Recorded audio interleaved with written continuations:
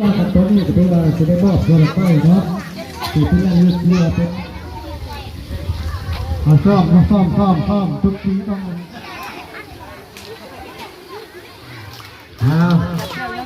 จัดเกี่ยวผมให้ดูมาถ้าในบ้านตัว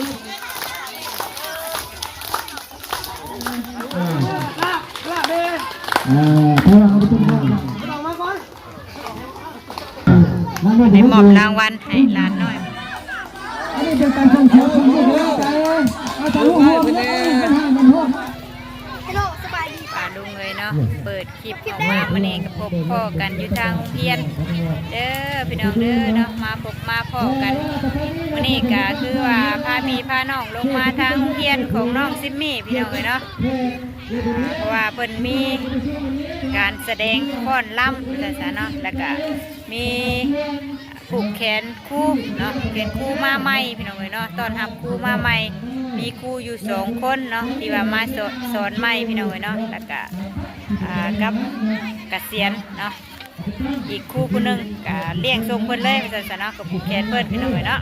ก็เลยมาจัดงานทางส่งทางต้อนรับบ่อนเดียวเลยพี่น้องเลยเนาะก่อนอื่นกันสบายดีและสวัสดีเด้อพ่อแม่พี่น้องFCที่ฮักเต้เบิดจุกุทุกคนพี่น้องเลยเนาะมาพบมาพบกันอยู่ทางเพียนของน้องๆมื้อนี้เด้ออากาศแดดดีครับพี่น้องเลยเนาะยังไม่ได้ลงไปเกี่ยวข้าวเกี่ยวยังน้ำทางแม่น้ำเตอร์เราพี่น้องเนาะกำลังมาก่อนเนาะมาทางเพียนก่อนเนาะเดี๋ยวกลับเมื่อผู้แดดพี่น้องเลยเนาะไปเบิ่งเลยพี่น้องเลยเนาะเพิ่นสิเฮ็ดแบบใดยังบ่ฮู้มีแต่น้องซิมเพิ่นบอกว่าให้พ่อแม่ผู้ปกครองลงมาเนาะลงมาทางโรงเรียนว่าเพิ่นมีงานเพิ่นมีอะไรพี่น้องเลยเนาะจะมีการแสดงฟ้อนรำของน้องๆโรงเรียนป.1 ฮอดป.5พี่น้องเลยเนาะมีอยู่2ทีมงานก็คือหน่อยป.1 ป.2พี่น้องเนาะป.3เนาะป.4กับป.5จะเป็นรุ่นใหญ่เนาะมีอยู่2ทีมงานพี่น้องเลยเนาะเดี๋ยวเราไปเบิ่งกันเลยพี่น้องเลยเนาะ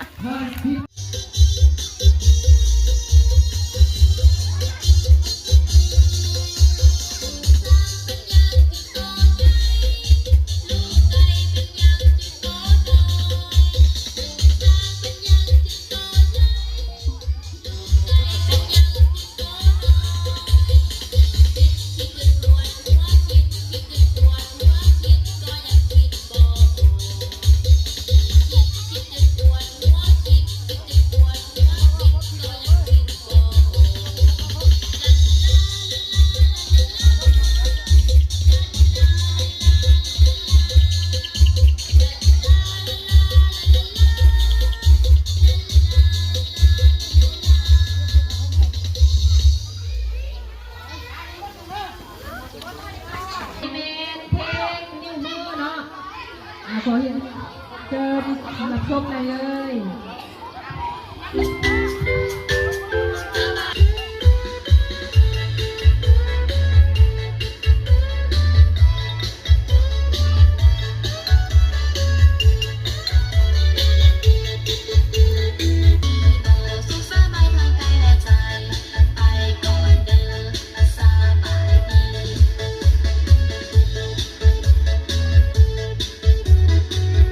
นิวซียูใส่นิวซี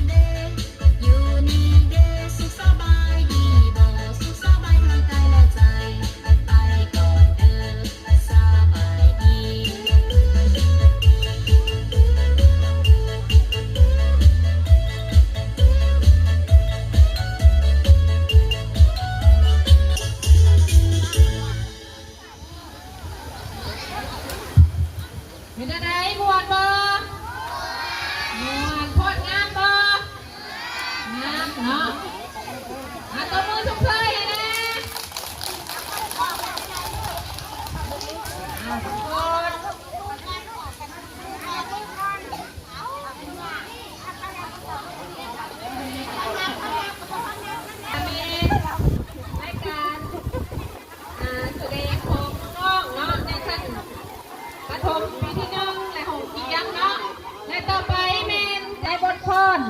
เดือนสามพ่อยเนาะขอเชิญครับชมได้เลยเนาะ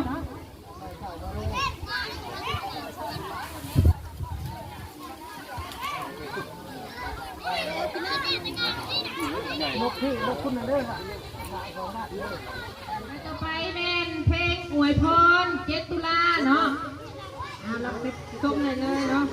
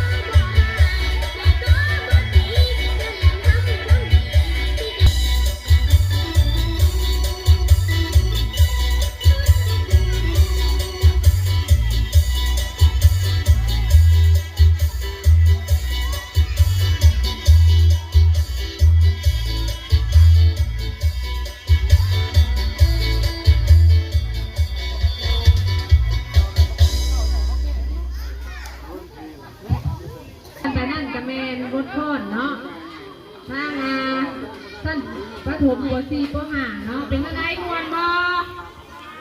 งามบ่งามเนาะต่อไปมอบให้ทางผู้จัดตั้งพิธีต่อเนาะตอนนี้ก็ได้ว่าจะได้มอบส่วนไปเนาะที่ที่นั่งยึดเรือเป็น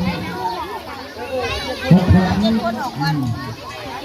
ที่ทุกอย่างที่มีความดีเด่นเรือไปทำหวังต่อทุกคนลูกหลานเนาะ ถ้าเราเรียกเป็นเพื่อนนี้นะคือเรา ยังเนี่ยป้า คนจับคู่ เป็นไห้คู่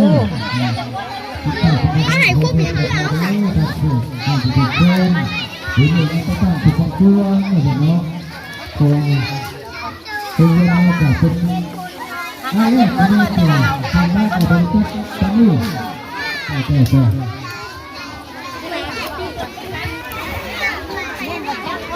คือนี่การเรียนนี่เป็นการเรียนนี่ที่ทุกอย่างนะคงที่ทุกทางในการนั่งที่นักเรียนนี่ ไห้คู่เลยครับ เรียนต่อไปไม่ก็ยิ่งถ้าพูดเราไม่มองเลยเพราะว่าได้พูดมองเลยจะเป็นเลยมาเท้านะถึงผมนะเอาหยับผู้7 คนมันคือหลายคนแทนเนาะอยากเล่นนับคู่เลยนะนับจอดอกไม้ เป็นนะป้า7 เจ็ดเพิ่มมาหน่อยเอาซ่อมทุกปีต้องเลยนะทุกปีต้องเลยแต่ซ่อม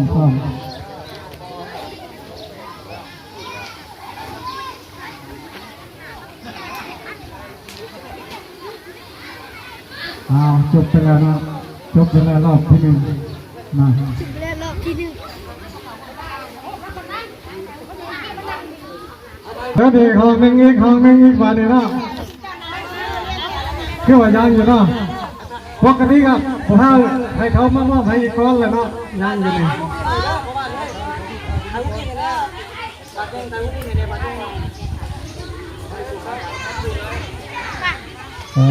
วัดหูเนาะวัดหู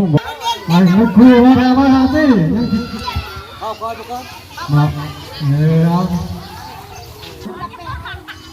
ยกภาพโชว์ออกไปให้บรรดาครูอาจารย์เนาะลูกบอกไม่เนาะให้บรรดาครูอาจารย์โดยสัตว์ไฟเราเรียนปัจจุบันโคตรขอจังเลยแล้วรายการต่อไปเนาะคือว่าช่วงเวลาต่อไปนี้ก็คือว่าสืบเชิญทางอำนาจการปกครองเอาก็แปดทานเอาผู้ที่ต้องเป็นสองเริ่มเรียนทำชื่อได้ไปเป็นห้องแม่บ้านจักรลาทานแม่บ้านเตี้ยแล้วก็ทานในห้องใหญ่เฮาแล้วก็ทานถาวรท่านสีท่าห้องแม่บ้านนี่บ่ท่านสีบนนี่เป็นยังท่านสีบนให้เป็นยืนทำในโต๊ะเลยเอาเรียนเฮามาทำบ้านเจ้า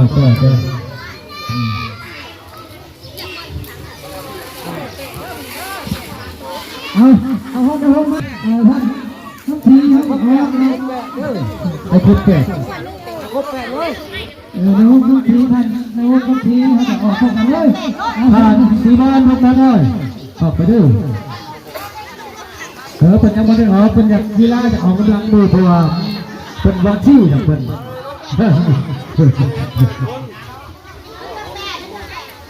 ไอ้แม่ท่านน้องสีบอลท่านก็ได้เจ็ดเท่าไหร่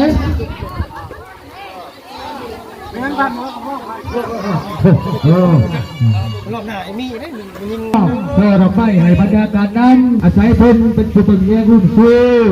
โรงเรียนเนาะพี่น้องเนาะ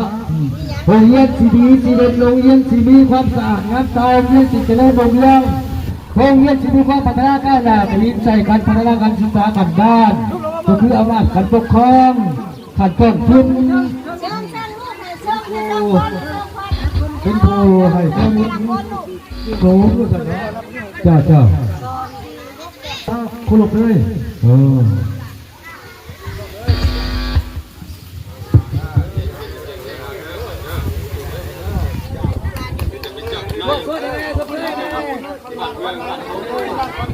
ลูกไปไหนใครลูกกันลูกมาถ่ายรูปกันเข้าไปใกล้ๆรถมือกล้องนะว้ายเราถ่ายรูปนี่ติดเนาะติดไว้เลยติดไปก่อนลูกก่อนหมดบ้านเดี๋ยวไปเบิ่งไปเด้อลูกก็ย่างกับย่างนี่แค่ที่จะโต๊ะหันนะท่านทางสาพันธ์ยิงแบนท่านนั้นลำพาเดินผ่านคนป่าเนาะอยู่ในโต๊ะเนี่ยเอามาบัดเชื่อเข้าทางเนาะไปเลยคนหนึ่งเอา ห้องนะครับห้องน้ำได้หลายปี ยิงนมบ้านเฮาได้หันยิงนมเจ้ายิงนมขนาดยิงนมเลยใส่คนนั้นจะบ้านหัว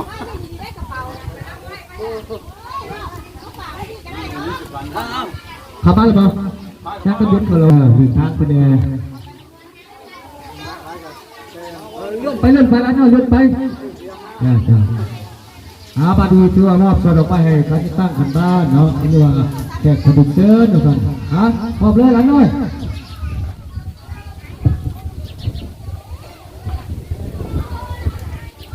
ลูกก่อนน้องๆกันตัวผู้ชมเลยชมเลยก็ถือว่าการมอบส่วนออกไปเนาะให้บรรดาครูอาจารย์เนาะตลอดถึงการจะตั้งครูบางส่วนเรียกว่าบ้านกระตุ้งคล้องเนาะกันบ้านคือว่าสำเร็จไปแล้วเนาะไปแล้วว่าสนอบ้านนี้ยังอีกเป็นหน้าที่ของร้านน้อยตอนนี้เด้อร้านน้อยผู้ใดที่กักเขียนว่าสิมาอ่านขบวนพรเนาะให้แขกหรือว่าครูอาจารย์ที่ไปร่วมงานนี้นะครับอาจารย์ตั้งคู่เขาอยู่แล้วกำลังพยาทั้งสองคนนี่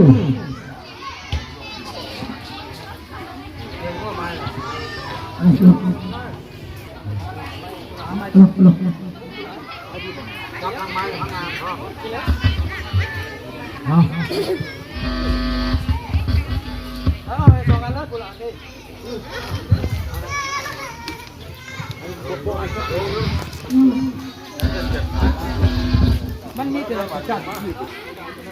ไอดีเทียนทานประธานและคณะประธานที่เคารพนำถือเป็นอย่างสูงเทียนบรรดาทานครูอาจารย์และหมู่เพื่อนนักเรียนที่นับถือและหักแพงทั้งหลายข้าน้อยซื้อนางกองมณีห้องปอซี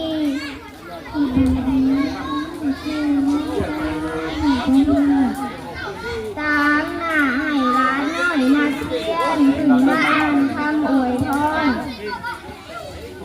ขออนุญาตท่ามกลางการเฉลิมฉลองวันครูแห่งชาติครบรอบ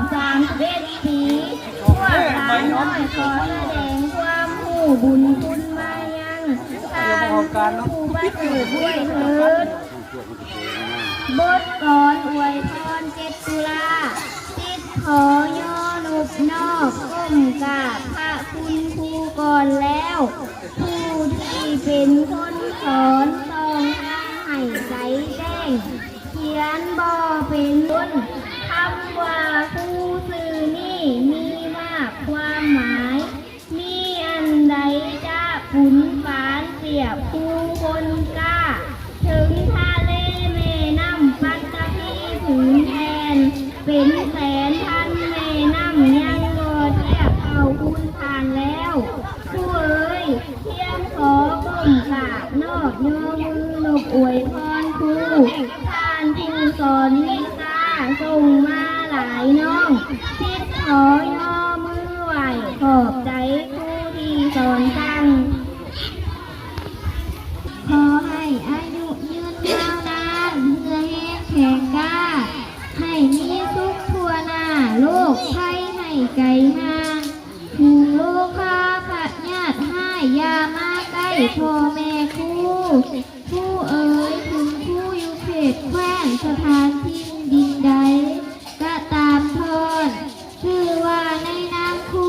ให้อยู่สุขสบายล้วนส่วนความเจ็บไข้โลกาใดอย่ามาเบียดบาดแผลเครียดชิงห้อนพอหน่อยก็ยังไม่แท้นะขอให้ครูมีสุขล่ำเงินคำลังไหลรวมมีแต่คนหอม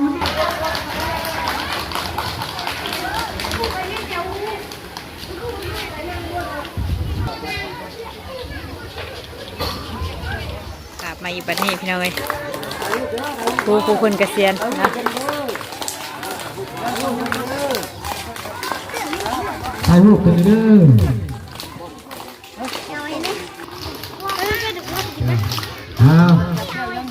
จัดแก้วผมให้เลยว่าท่านในบ้านประตูเลยว่าเชิญประจำที่ท่านแก้วของท่านประจำที่ดอกเราเนี่ยขอเชิญต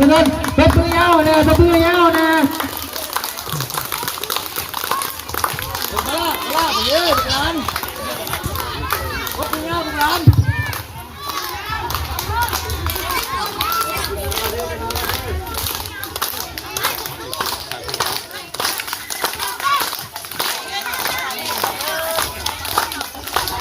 ใครพูดคนนี้เด้อใครพูด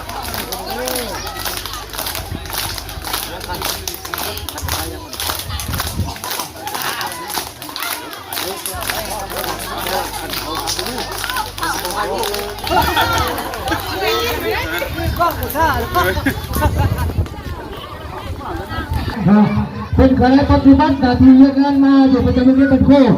เป็นเวลาอยู่36 ปีเนาะคุณพ่อเราบรรจุเป็นหลักฐานอยู่ในโรงเรียนประจำโคคนนี้เป็นเวลาอยู่36 ปีได้เป็นเด้อเป็นแม่พิมพ์เป็นแม่พิมพ์ให้แก่ลูกในร้านของชาวบ้านโคกเฮาบางคนอะไรเป็นเจ้าเป็นนายหลายเราลูกที่ลูกหาเป็นกระดาษจนครบเวลา36 ปีตัวตอนนี้เป็นได้เข้าสู่บำนาญแล้วเรื่องนี้ก็ของเรียนเนาะเพื่อโอกาสจะไปนี้เนาะเพื่อให้เขาไปเป็นหรือว่าเพื่อให้วันที่7ตุลาของเรานี้มีเพียงพอ ตัดภาพมาบัดนี้ถึงขั้นตอนมอบของขวัญให้ทีมงานนักเรียนป้อนพี่น้องเลยเนาะก็มีอยู่ทรง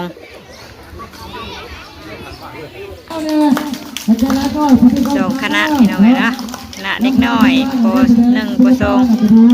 ป.4 ป.5 พี่น้องเลยของเนี่ยเป็นคนโชคที่ได้กลุ่มในนี้เนาะวันที่7ของปีเลี้ยวแบบต้องมายาวตัวไหนเพื่อนเนี่ยเพราะว่ามันเป็นของขวัญเนาะตัวไม่ได้ตัวไม่ได้เยอะกันเลยครับอันนี้เป็นงานเนาะ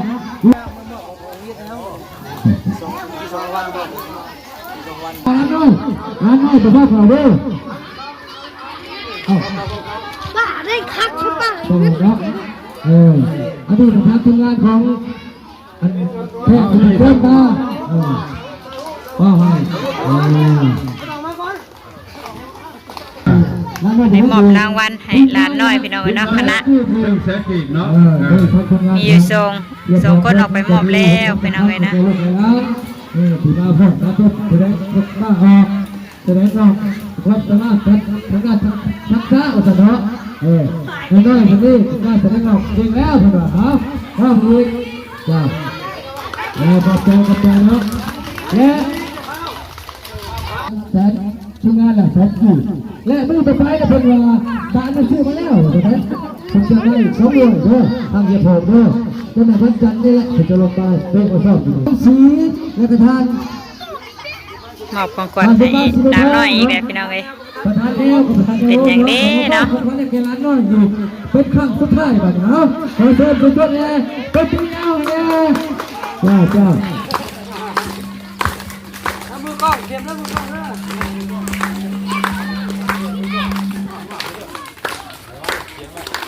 อยู่เป็นทางแนวที่ว่าได้มอบแล้วเป็นโชว์ศิลปะ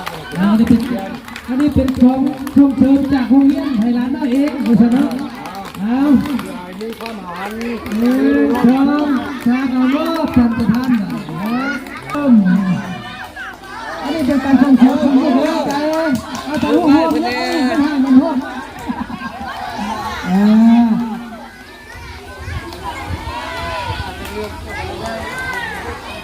ได้อยู่บ่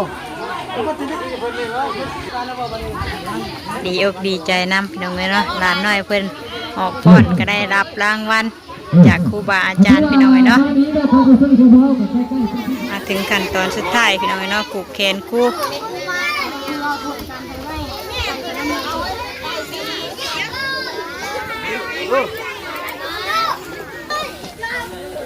ไปพาแล้วบ้านนี้ไปตั้งคิดที่เก่าเนาะสอนบ้านเมืองเท่ากันคนคนให้กินดีเองมันยืน มาคู่นั่งประสบการณ์บอกเนี่ยประสบการณ์คนนี้มีลูกเขาเอาประสบการณ์จะมาสอนลูกคิดลูกหามน้ำบ้านน้ำเมืองเข้ากับใครดีแห้งเนี่ยบ้านเนี่ยใครสุขภาพเข้มแข็งเนี่ยปฏิบัติหน้าที่เรื่องงานที่สอนนักเรียนเก่งกล้ามีความสามารถนะมันนี่นะพันมาชาวพันจีเอาชาวพันจีพันมาผู้ชาย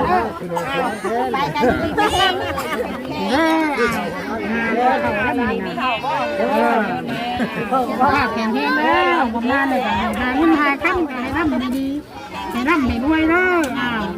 เหมือนเดิมได้ทั้งเงินเดือนได้ทั้งเงินหาได้ประสบการณ์ได้ประสบการณ์ชื่อยาดีนะ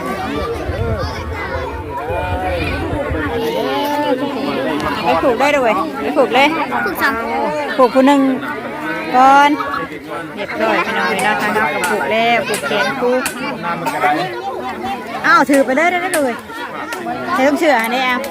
ถือไปแล้วผูกแขนผูกละอันผูกละอันเด้อผูกละเส้นผูกละเส้นถือว่าจบพิธีเรียบร้อยพี่น้องเลยเนาะผูกแขนผูกคนเกษียณแล้วก็ต้อนรับผูกคนมาใหม่พี่น้องเลยเนาะ